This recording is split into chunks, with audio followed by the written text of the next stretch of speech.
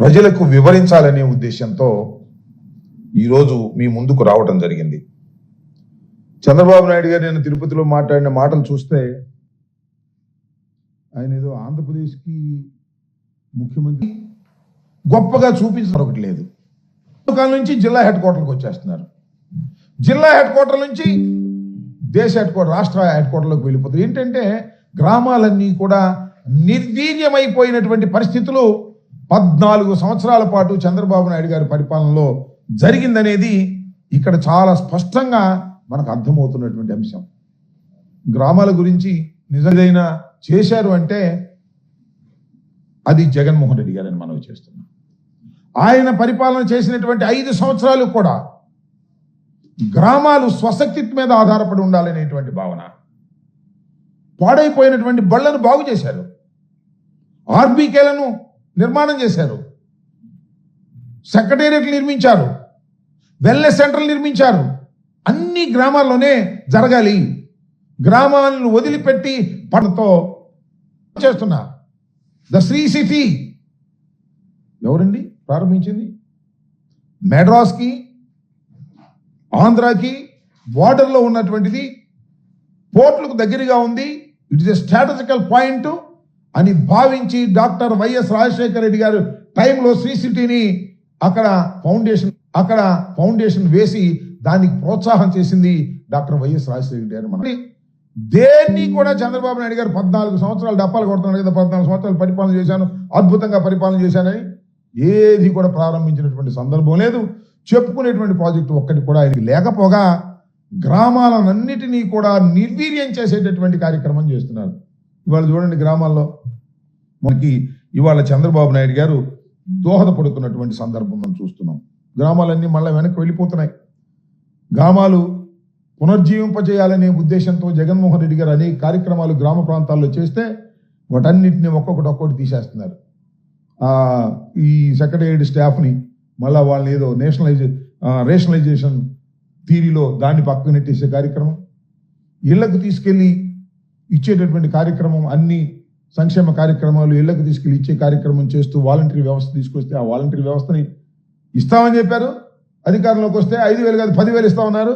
మళ్ళా మోసం చేసి దాన్ని కూడా తీసేసేటటువంటి కార్యక్రమం చేస్తున్నారు. ఏదైనా గ్రామంలో చిన్న ఇబ్బంది జరిగితే వైద్యానికి సంబంధించి అక్కడే ఒక ఫ్యామిలీ డాక్టర్ కాన్సెప్ట్తో పెట్టి దగ్గరలో అందుబాటులో ఫ్యామిలీ డాక్టర్ని ఏర్పాటు చేసే కార్యక్రమం చేశారు. ఒక వెల్నెస్ సెంటర్ని పెట్టారు.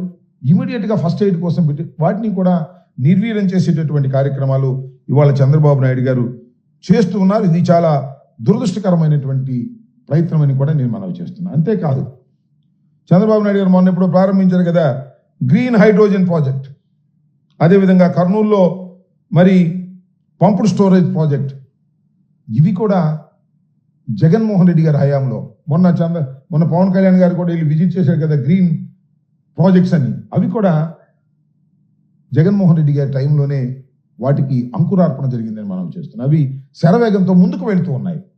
వరల్లోనే ఇలాంటి ప్రాజెక్ట్ లేదు అని మాజీ ముఖ్యమంత్రి గారు చెప్పినటువంటి సందర్భం, అది జగన్మోహన్ రెడ్డి గారి హయాంలో వచ్చినటువంటి ప్రాజెక్ట్ అని కూడా ఈ సందర్భంగా మనం చేస్తున్నాం.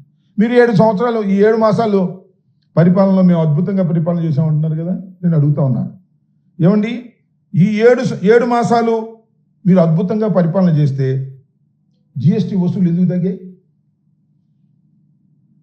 అలాగే మరి రెవెన్యూ వసూలు ఎందుకు తగ్గాయి? రిజిస్ట్రేషన్ తగ్గిపోయాయి. అవి రాలా, సుమారుగా 1000 కోట్ల రూపాయలు అది పోయింది. జిఎస్టీ ఒక 1000 కోట్ల రూపాయలు పోయింది. ఎందుకు వసూలు కాలేదు? నిజంగా మీరు 7 సంవత్సరాల పాటు 7 మాసాల పాటు అద్భుతంగా పరిపాలన చేసి ఉంటే 1.19 లక్షల అప్పు ఎందుకు చేశారు? మీరు లక్షల కోట్లు ఎందుకు అప్పు చేశారు? 7 మాసాల్లోనే 1.19 లక్షల కోట్ల రూపాయలు 7 మాసాల్లోనే మీరు ఎందుకు అప్పు చేయాల్సిన పరిస్థితి వచ్చిందంటే తిరోగమనం, ఆర్థికంగా కూడా తిరోగమనం. గ్రామాలు నిర్వీర్యమైపోతున్నాయి, ఆర్థికంగా తిరోగమనంలోకి వెళ్ళిపోతున్నారు. ప్రభుత్వ ఆదాయాలు, రెవెన్యూ ఆదాయాలు తగ్గిపోయాయి. అప్పులు చేసి పప్పుకూడలాగా అప్పులు చేసి బతకాలంటున్నారు. జగన్మోహన్ రెడ్డి గారు ఉన్నప్పుడు అప్పు చేస్తేనేమో ఇది శ్రీలంకలాగా తయారైపోతుందని గగ్గోలు పెట్టారు. అద్భుతంగా కథనాలు రాసి వండి వార్చారు పత్రికలన్నీ.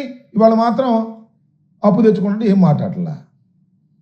ఈ విధంగా రాష్ట్ర ఆర్థిక వ్యవస్థ, గ్రామీణ వ్యవస్థ నిర్వీర్యం చేసేటటువంటి పరిస్థితికి ఇవాళ ఈ పరిపాలన సాగుతూ ఉంది. అదేమంటే సంపద సృష్టిస్తా అన్నాడు. సంపద సృష్టి సంగతి దేవుడు ఎరుగు. ఉన్న సంపదనంతా ప్రజల దగ్గర నుంచి లాక్కుపోయేటటువంటి కార్యక్రమం చేస్తున్నారు చంద్రబాబు నాయుడు గారు. అదేమంటే 4Ps అంట. PPPP, public, private, people, partnership అంట. అంటే ఇంక లేదు గవర్నమెంట్, మొత్తం అంతా ప్రైవేట్ వాళ్ళకి అప్పచెప్పటమే, పీపుల్స్కి అప్పచెప్పటమే. పీపుల్ ఎవరు కొత్తగా? పబ్లిక్, పీపుల్ ఏంటో నాకు అర్థం కాల. పబ్లిక్ ఏంటి, పీపుల్ ఏంటి? పీపుల్ అంటే ఆయన సొంత పీపుల్, తెలుగుదేశం పీపుల్. ఏదైనా కాంట్రాక్ట్ వస్తే ఈ పీపుల్ కొంత, ఆ పబ్లిక్ కొంత, ప్రైవేట్ గొప్ప కొంత, పార్ట్నర్షిప్ కొంత అనే పద్ధతుల్లో మొత్తం దోచుకునేటటువంటి కార్యక్రమం. ఈ 5 సంవత్సరాలు, రాబోయే 4.5 సంవత్సరాలు కూడా భయంకరంగా రాష్ట్రాన్ని దోచుకోవడానికి చంద్రబాబు నాయుడు గారు అంతగా మొత్తం ప్లాన్లు వేసుకొని ముందుకు సాగుతున్నటువంటి సందర్భాన్ని కూడా మనం చేస్తున్నాం. ఈయనట ఉంటే ఆయన ఉన్నాడు ఉప ముఖ్యమంత్రి గారు. ఆయన మరో కామెడీ, అద్భుతమైన కామెడీ చేస్తాడు ఆయన. నాకు అర్థం కాల. ఏదన్నా ప్రమాదం జరిగింది అనుకోండి, ఎవడన్నా ప్రమాదం జరిగి చచ్చిపోయాడు, లేదా ఎవడ వెళ్ళి కొట్టాడు, ఏదైనా అఘాయిత్యం జరిగింది, ఏదైనా హత్య జరిగింది, పరిష్కారం ఏంటి తెలుసా? సారీ అంట, లేదా అదేంటి దీక్ష, ప్రాయచిత్త దీక్ష అంట. ఈ 2 చేసి సరిపోతాయి. చట్టం లేదు, ఏమి లేదు. మొన్న 6 చచ్చిపోతే మొత్తం క్షమాపణ చెప్పన్నాను అంతే. ఈయన కూడా వెళ్ళి క్షమాపణ చెప్పాడు. నేనే క్షమాపణ చెప్పంగా లేనిది మీరు చెప్పడానికి ఏమిటి అంటాడు. శిక్షించండి స్వామి. ఎవరైతే తప్పిదాన్ని